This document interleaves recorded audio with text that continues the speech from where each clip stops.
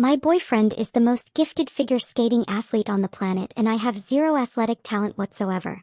When the entire internet doubted our relationship, he stood up and said boldly, "Meeting her is the greatest blessing in my 3 lifetimes. It's always been that I don't deserve her."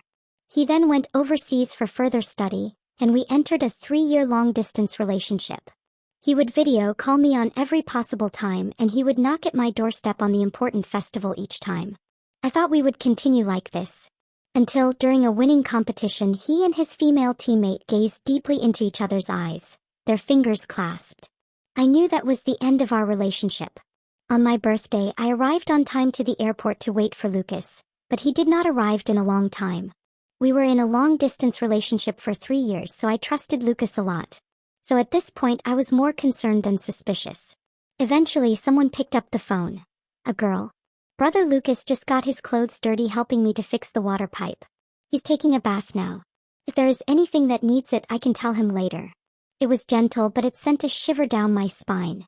"Is he at your place up so late?" I asked. The girl chuckled. "For the past 2 months he has been living at my apartment to help take care of me. He can also bathe then go to sleep. It's not too late." Noticing I was quiet, she said, "Sister, Brother Lucas did not tell you?" I gripped the phone tightly and my heart dropped. Naturally, Lucas had failed to mention this to me. But we were getting married next year and trust was a requirement in that case. So I couldn't be suspicious of him only. So I listened to Lucas explain. But I just couldn't see how a person with Lucas' cold personality would himself go out of the way to stay at a chick's house and take care of her. So I sat at the airport for a long time and eventually waited for Lucas to call. "Evelyn, I didn't tell you this because I was afraid you'd misunderstand," Lucas said, a low tone of guilt in his words. "We're far away in a foreign country and we don't know anybody here. You know how hard it is." But Vivian was a girl, so I just was a little more careful with her. "You're not angry, are you?" Then at the other end of the phone there was the sound of broken glass. "Vivian, are you okay?" Lucas blurted almost instinctively and sounding a little anxious. Lucas always wanted to be or seem distant and self-restrained around others, and their emotion has only ever revealed their problems in front of me. But now he was flirting with another girl over the phone, having completely forgotten about the fact that I had been sitting at the airport waiting for him until early morning. I've said, "Just if you have anything just call me. Your waist hurts and yet you are still climbing up and down. You've strained it again, haven't you? Go lie down fast, I will put on the medicine for you. So itchy, Brother Lucas. Don't move around. You will heal only when you treat the ailment correctly." Lucas said something harsh but his tone was quite fond. Hearing their intimate exchange, I was heartbroken to the point that I could barely breathe. After a long time, Lucas seemed to recall that I was still on the line. "Evelyn, I just couldn't get away today. Sorry I couldn't return the favor on your birthday." Lucas had another girl that he was fixing the water pipe for and applying medicine to her. Given that, it turned out that these were more important than my birthday and our promise. I bit my quivering lip, trying to make my shaking voice seem steady. "Who is she?" Lucas's tone even smiled when she spoke about him. "I've mentioned her to you. She's my new partner. From now on we will practice theirs together. The coach said we integrate very well. It is obviously because I worked and to understand you so tacit. See, I even sprained my waist because of you." Vivian suddenly broke out into a laugh and interrupted our conversation. "And who used to praise me for having a good muscle and can just pick you up in one go post competition. Statements such as 'who taught you to do this and stop it' are so annoying."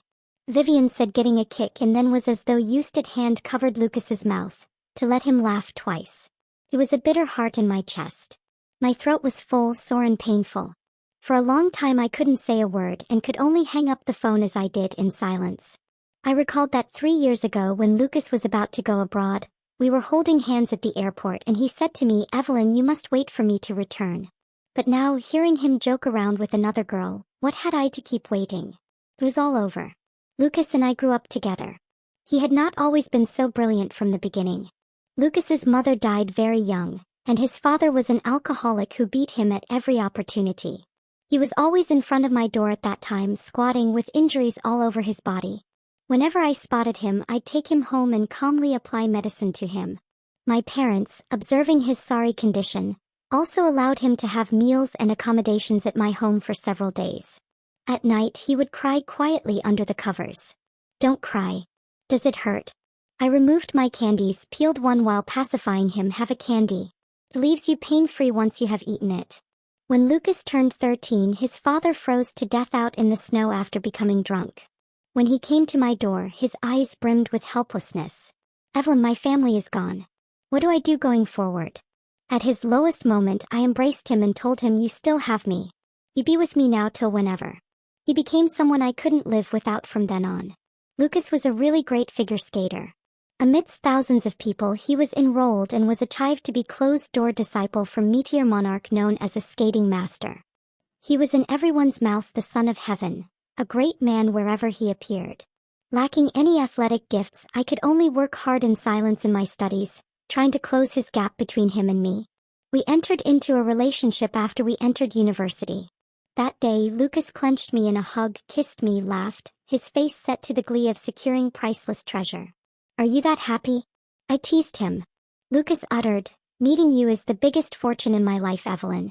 It was dark the past days, and it was my appearance that brought him the light, he said. Lucas would not even be here without me. Afterward, Lucas hit it big with a series of tough moves. He warmly introduced me in front of the media cameras. I was unearthed by netizens and they were terribly disillusioned. Someone beyond incredible who may be deserving of the number skating magician. It turns out she's just a normal person who couldn't be more normal. This girl must have saved the universe in her past life. Her luck is too good. In face of the netizens' accusation and slander, Lucas stood up for me immediately. The best thing in my 3 lifetimes is meeting her. It's always been that I don't deserve her. The love was in his eyes as genuine as the day he said he had fallen for me. Despite netizens looking down on our relationship. But with him, I believed I would be with him forever because at that time we love each other so much. I would try to go with his steps, regardless which direction Lucas went. Actually, I studied day and night, simply wishing to one day when we reach the summit be confident enough to stand next to him. I assumed that Lucas, like me, had to be looking ahead to building a life together until I saw that competition. To the music of Butterfly Lovers, the two of them danced on the ice. Their well-synchronized moves, loving eyes and the hands they clasped heartily after the match ignited netizens into shipping them as a couple. The two were analyzed by even some fans, pictures studied, every glance and gesture imbued with the meaning of mutual affection. My heart stung with jealousy as I scrolled through the comments. Little by little, I don't know how much time passed, another person emerged in my conversations with Lucas. Vivian said she had special training with me before and I didn't even know. Vivian told me a joke and I'll share it with you. Vivian said that became the prefix of every topic Lucas raised. He was mentioning another girl 24/7, what she said, what she did. Maybe he didn't even know how gentle his voice was when he spoke of Vivian. I had wanted to tell him a million times but resisting had to be done because I had to trust Lucas. In fact, he moved into some other girl's house without letting me know. If I could have, I would have walked out having the flowers in one arm waiting to greet Lucas. There was a little card on it saying, "Countdown 180 days. That was the day we were to have married, but now that day would never arrive. And I tossed the bouquet into a bin and deleted all of Lucas's contact details. On the second afternoon, I was stopped by a man who kept his head down in the community. It was the one I sought day and night to see. Evelyn, honestly, there's nothing between me and Vivian. Those and all other claims were invented by the netizens. Then which do you rather believe, them or me?" He was told he was blocked and he booked a flight home overnight. By this point his eyes were weary and his voice a little hoarse. In hindsight I would absolutely say, "Lucas, I can't believe you." But now I asked calmly, did the netizens also invent the fact that you cohabit with her? Lucas's eyes moved a touch guiltily. She was hurt and I just moved in to make it easier to take care of her. Besides, we're partners. We are right thing to do, is not it? I stared at the familiar face of Lucas, trying to remember when he had changed so drastically. He was about to say more when his phone rang. Lucas clicked his tongue, annoyed. He initially had an impulse to hang up right away, but the caller ID made him pick it up at once. "What's wrong?" He kept himself at a distance from me and his tone was soft. Vivian's voice was so loud that it carried to me even from afar. "Brother Lucas. My waist hurts so much. I can't seem to move." He hung up the phone with a scream of pain. "Viv, what the hell is wrong with you? Don't scare me."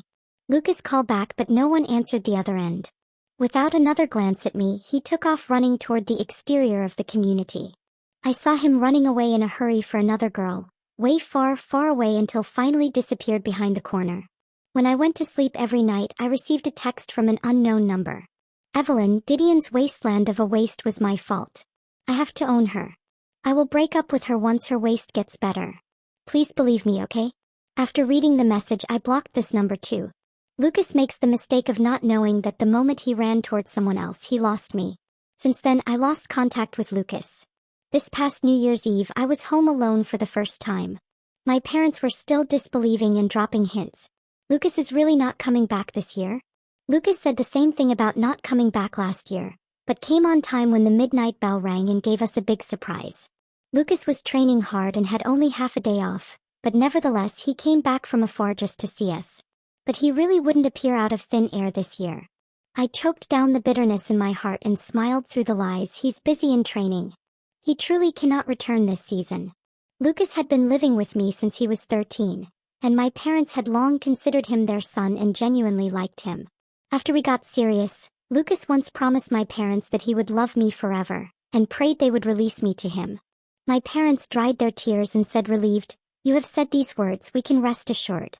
Reflecting back on the situation back then, I had no idea how to confess what it meant that Lucas and I had broken up. My parents did my babbling for me at the dinner table. Whether he is used to the food abroad, I do not know. As he came back last year, he I think lost a lot of weight. I cooked up his favorite pig's feet soup today to give him a little boost. I knitted a few tight sweaters for Lucas, Evelyn. They're very warm. Send them to him tomorrow.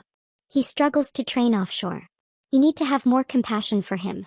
If he is having any problems, tell him to talk to us. Don't let him bear it alone. I was unfazed by my parents' concern for him. Only when I locked myself in my room would I dare to cry silently. Lucas said he liked Spring Festival best because he was with us. This home, with that should not be missed, together dumplings, together watch the Spring Festival gala. It is the appearance he always imagined. So I got wishes from my friends one after another when the more than one started ringing at 12 o'clock. Almost all of them hoped Lucas and I could be together forever and happy. But Lucas was sitting with another girl at this point with a view of the fireworks. He shared a midnight photo of himself and Vivian. The two had their arms around each other and were smiling ear to ear. The appearance of the house he wanted had been long taken by someone else. The next day I saw Lucas, was the day we decided to take wedding shots. He came home with gifts. Water flowers with my mom like always and play chess with my dad and call my name with love. When my parents teased us about being so nice, he smiled and wanted to reach out and rub my head, but I low-key evaded it. Lucas's hand halted at a funny angle in between decisions. I didn't know how long he was going to keep pretending in front of my parents, but there was no way I could go along with it. I found a way to send Lucas away casually. "Please, Lucas, let's go out for dinner tonight." Lucas was speechless for a minute, then smiled and nodded. Lucas ordered a table full of seafood in the restaurant. Peeling the shrimp for me, he said, "You would never believe it, but Vivian's waist was injured before. That nearly ended her career at the time. As an athlete, I can definitely tell you she was probably terrified. So I took a bit more care of her. I failed you by not properly explaining it." I didn't respond. I continued to pry at the shrimp meat in my bowl with my chopsticks. I asked after a very long time, "Is the seafood in country delicious?" When he realized I wasn't angry, a relaxed smile came over his face. "You were able to understand me, Evelyn. Now I'm relieved. Well, you taking care of me back then is kind of how I take care of her. In country the seafood is really tasty. Vivian can't eat a meal without it. She was the one who recommended this restaurant to me. Do you like it?" I slammed my chopsticks down hard on the table and said icily, "There is not one single dish on this table that I like." Lucas looked closely at me for a bit. He looked lost at first, then determined, then finally, slowly boiling with fury. "Evelyn, can you all be just a little less childish? Since this restaurant got a recommendation from Vivian without even taking a bite, you say you don't like it. And are you not overestimating her kindness by treating her like this?" I sneered. "Are you done?" Lucas has knitted his straight eyebrows together, not pleased. "What's your attitude?" Before he could finish, I picked up the bowl in front of me and flipped it upside down on his head. The shrimp flesh and broth in the bowl instantly doused him from head to toe. "If you like it, eat more. Don't disgust me. I'm very allergic to seafood." I ate some out of greed once and my throat swelled so tight that I nearly choked. Lucas sat with me by my hospital bed for 3 days and 3 nights, crying so hard he could hardly talk. Evelyn, don't ever touch seafood again, please. I'll stop eating it with you. There is so much deliciousness in the world. I will make money so that I can take you to try them. My heart is breaking seeing you like this. Thankfully, nothing tragic occurred. Otherwise, what would I do? These promises are still vivid in my mind. But when Lucas was traveling abroad with Vivian, how many seafood feasts were there? Did he remember me while peeling shrimp for some other girl? I got up and left. Lucas didn't try to stop me. I am left with nothing. He is not interested in me anymore. He is full of someone else, heart and eyes. A few days later, a mutual friend asked me out to a meal. And then I showed up and Lucas was there too. The minute he saw me, he came over, head down, looking like a big dog that did something wrong, begging for mercy. Evelyn, I was so stupid that I forgot that you don't eat seafood. You can hit me as I do a bad job or scold me, but please do not ignore me, okay? My friend had good intentions in asking to meet. I couldn't just leave now and is simply forced to sit down. Perhaps it's better all in front of everyone at as timely as possible clarify things. Randomly, another main character was invited to this meal. Vivian arrived late. She was even more beautiful than on television in person. She had a charming smile when she smiled. With an apologetic look on her face, she walked up to me. Sister Evelyn, I am very sorry that my issue made you two argue.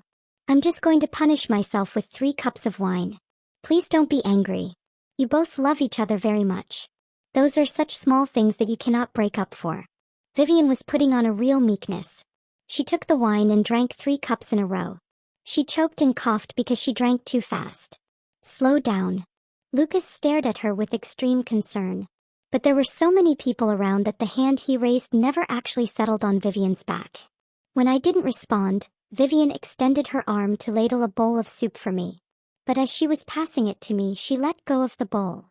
The hot soup splashed and spilled all over me as Lucas, who stood next to her, instinctively shielded an unidentified girl. He took Vivian's fingers free of filth and examined them carefully. His voice became urgent. Are you hurt? Vivian shook her head, remaining dazed. I was standing there covered in soup looking at myself. The heat scorched my skin through the fabric. I was on a complete mess compared with her. Our friends exchanged horrified looks. They didn't know Lucas would protect another girl either. Sister Evelyn, I didn't intend to. Vivian feigned concern. I swatted her hand from me and headed toward the restroom. To my surprise, she trailed me inside.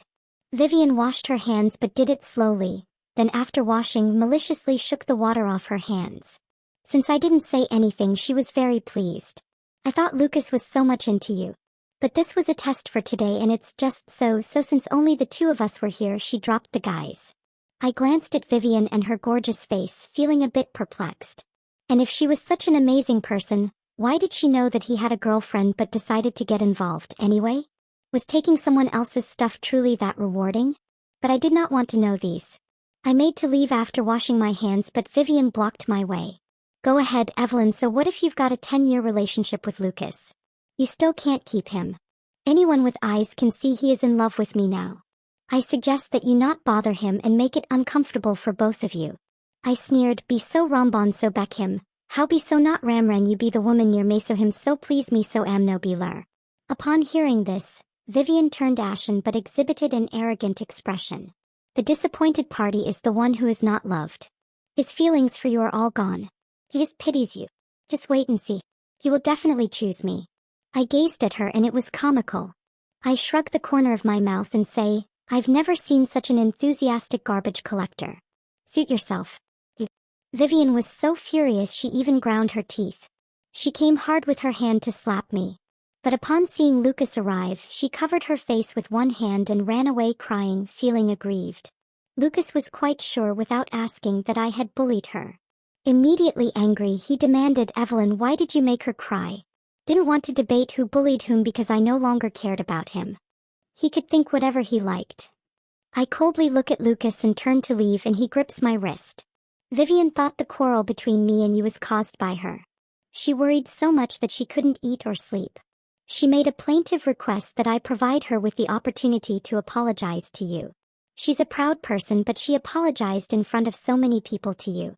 Do you know how difficult that is for her? But Dada, you're failing her earnestness. Evelyn, when did you get so evil? Vicious. Was I supposed to take the high road and let my boyfriend choose to save another girl instead of me? We looked at each other, our eyes filled with disappointment for each other. Lucas, let's break up. Lucas was holding a hand that I could not shake off, try as I might, only for him to squeeze it tighter. You're gonna split up because I said you a few words.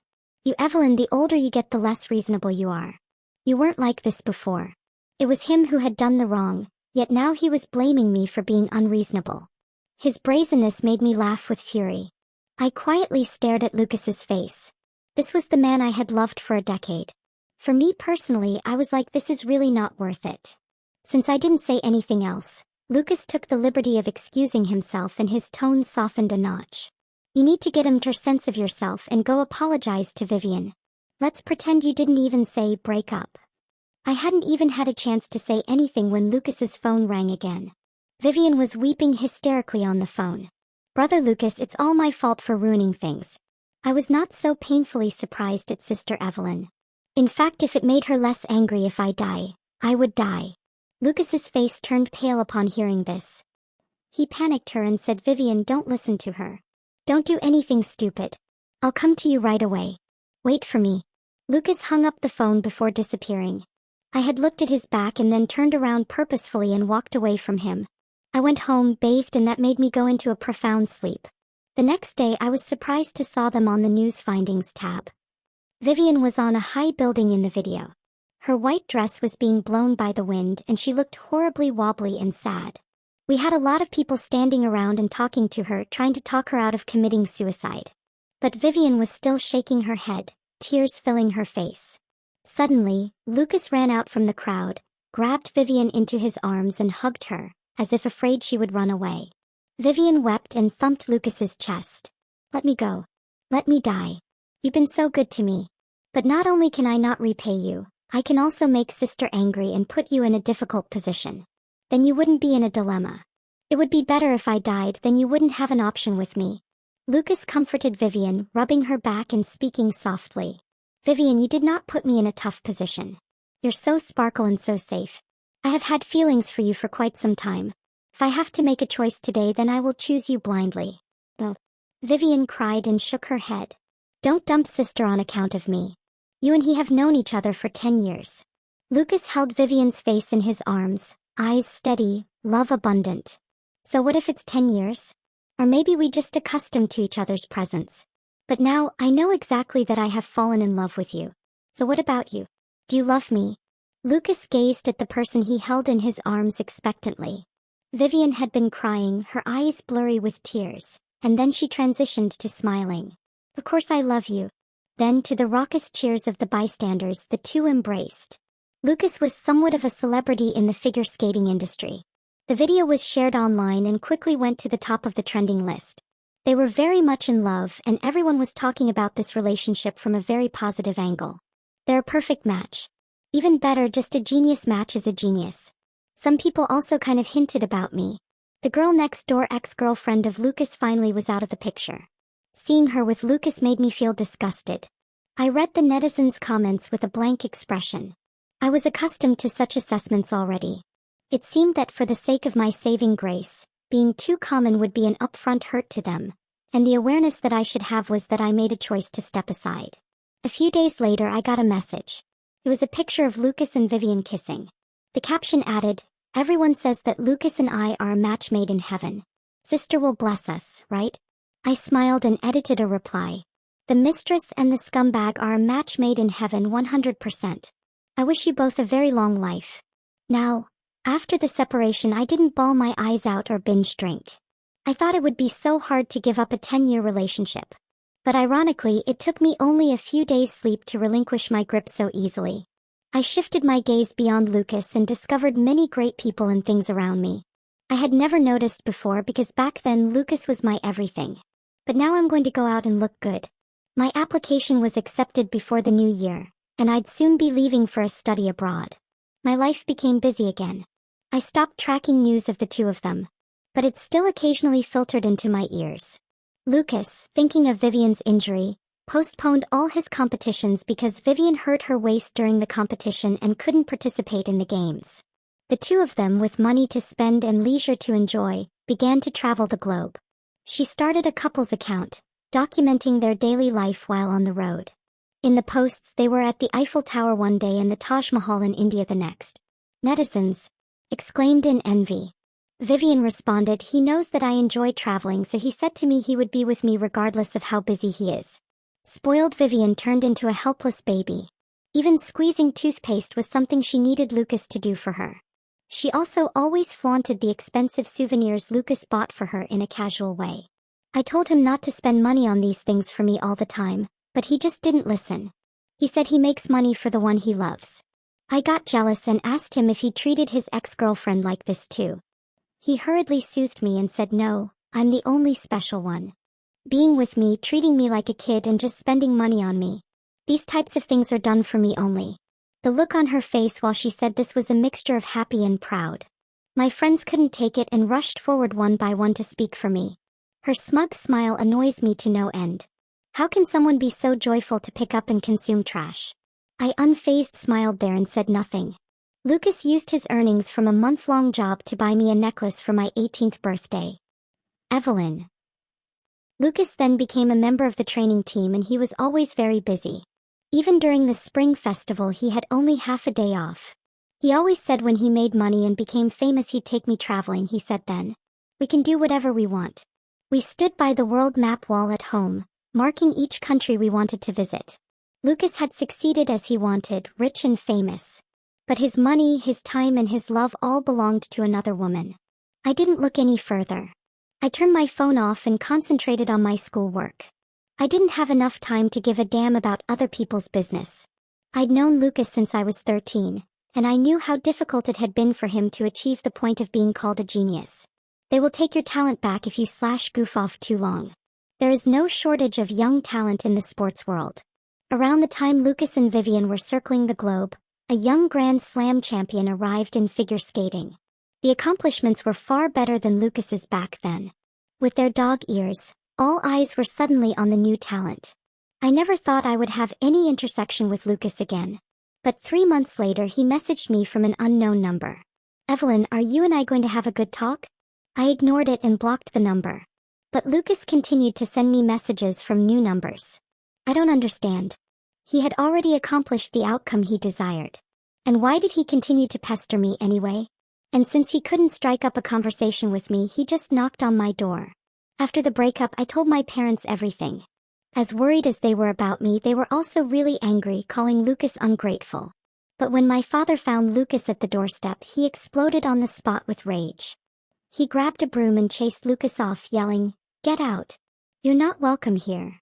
Lucas took the broom full in the chest, no attempt to dodge. My mother was the one to intervene and stop my raging father. "Auntie," Lucas said in a muffled voice, but to his great surprise, my mother slapped him across the face. "Don't call me auntie. You're not worthy. You have been in our house for over 10 years. How have we treated you? Say it without shame. How has Evelyn treated you? Is it safe to say that you wouldn't be who you are today without Evelyn? When your father was beating you at that time, Evelyn came forward to block a wine bottle for you. After that she received so many stitches on her head. You didn't remember that?" Tears were rolling down my mother's face as she spoke.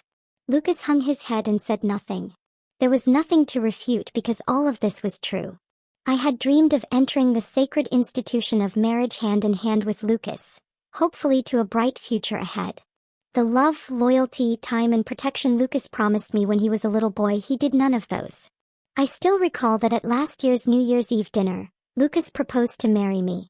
My usually stoic father sat in silence and drank a lot of wine and cried.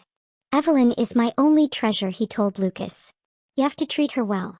If you torture her, I will not let you go."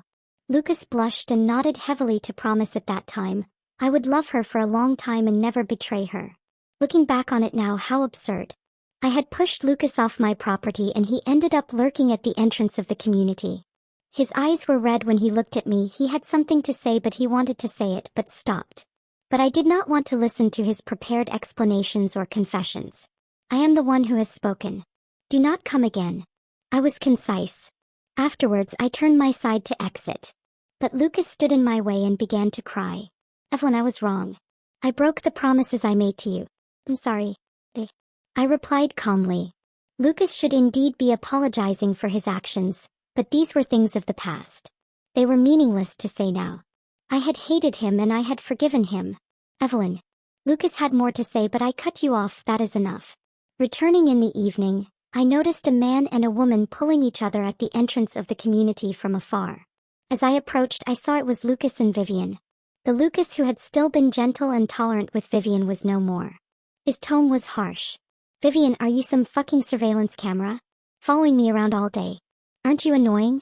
Hearing this, Vivian went into a rage. You will be telling your ex-girlfriend that you will come running if I do not follow you. You think of me when you're with her and you think of her when you're with me. You can't change who you are really. Then she looked up at the building and yelled, bitch, I know you're upstairs.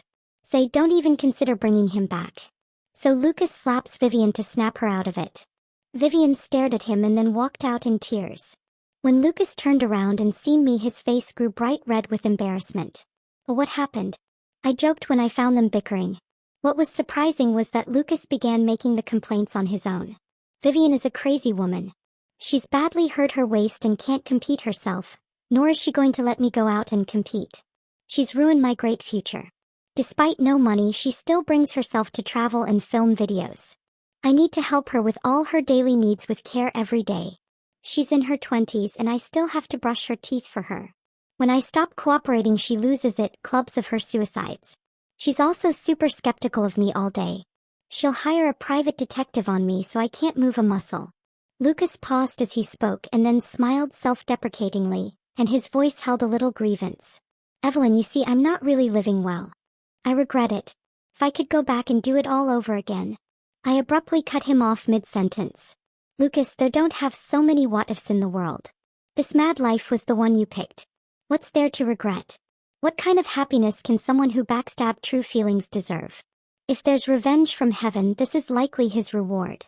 Then I worked abroad for the second half of the year as planned. I had done language studies beforehand, so adjusted quickly coming over.